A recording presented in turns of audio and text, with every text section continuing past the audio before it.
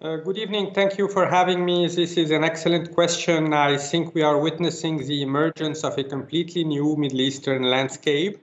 It will be definitely very difficult for Israel to get the hostages released before launching this ground operation. And if Israel does launch a ground operation, it could very well be one of the most bloody chapters in the long history of Arab-Israeli conflicts. And as a Lebanese citizen, I'm also extremely worried of the opening of a second front if Hezbollah decides to join this ongoing conflict. For Lebanon, it would be the last straw because Lebanon is already going through an unprecedented economic and political crisis. So I think what the events of the past 48 hours showed, and you and Shirley mentioned the terrible death toll over 800 Israeli deaths, if I understand correctly. To put things in perspective, this is more than the number of Israelis that died in the past 19 years, from 2004 to 2013. And it also illustrates very clearly the persistence of the Palestinian question, the centrality and the universality of the Palestinian question. Because in the past few years, many in Israel and in the West have tried basically to portray the Israeli-Palestinian conflict as having become a minor, low-intensity conflict, sort of a sideshow, and they thought that it would be possible to circumvent the Israeli-Palestinian problem by moving towards a mega economic deal between Israel and the Gulf states. And it turned out to be a delusion. Today, what is happening is clearly an attempt by Iran to torpedo the Israeli-Saudi rapprochement, even though Secretary Blinken today said that there is no clear evidence so far that Iran is behind these attacks. But in the past 20 years, ever since the US invaded Iraq, Iran has seen its influence grow throughout the region through its Iraqi allies, its alliance with the Syrian regime, its support for Hezbollah and Hamas.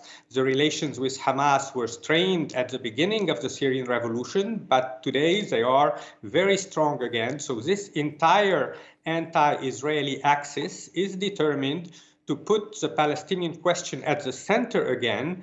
And I'm afraid this would trigger a disproportionate and massive Israeli war on Gaza that would lead to hundreds, perhaps thousands of civilian deaths.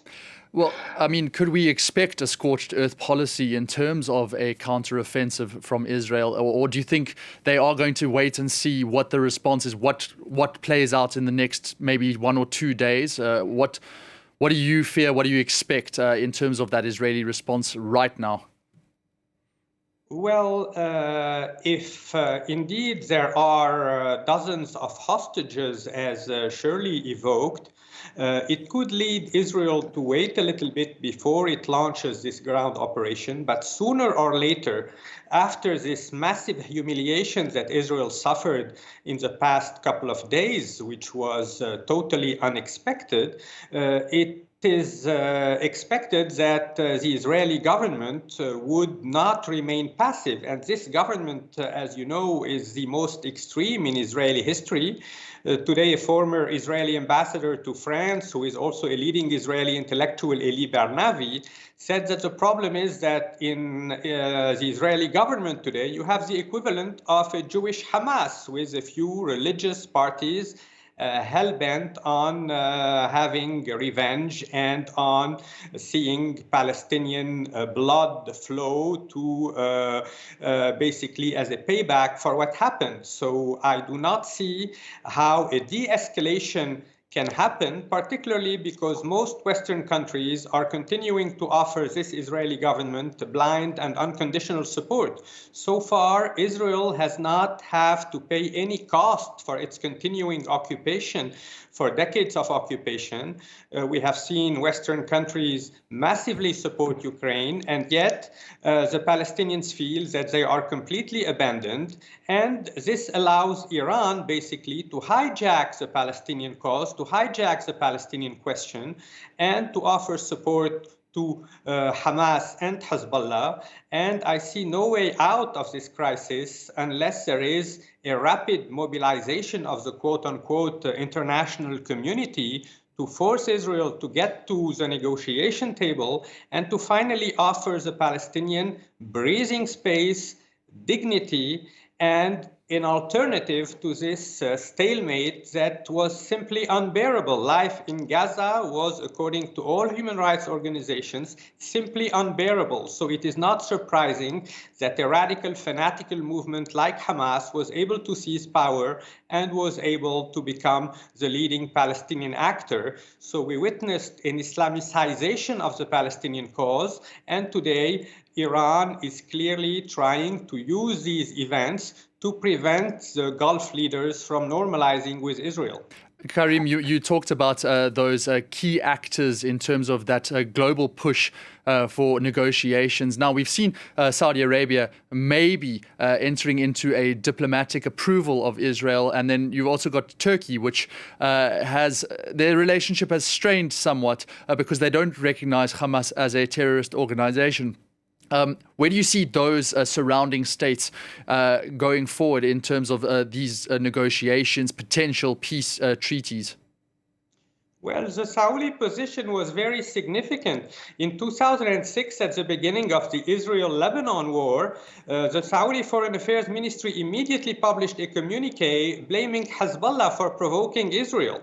Today, they did not do that. They did not condemn Hamas, but they rather pinpointed the fact that this was due to decades of Israeli occupation and to the fact that Palestinians were denied their legitimate rights.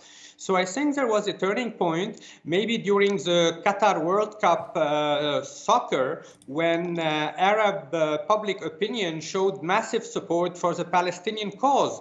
When Morocco started winning games, we saw the Palestinian flags in the stadiums, and the Gulf leaders realized that their own public opinion was not yet ready to normalize relations with Israel as long as the Palestinians were occupied and oppressed.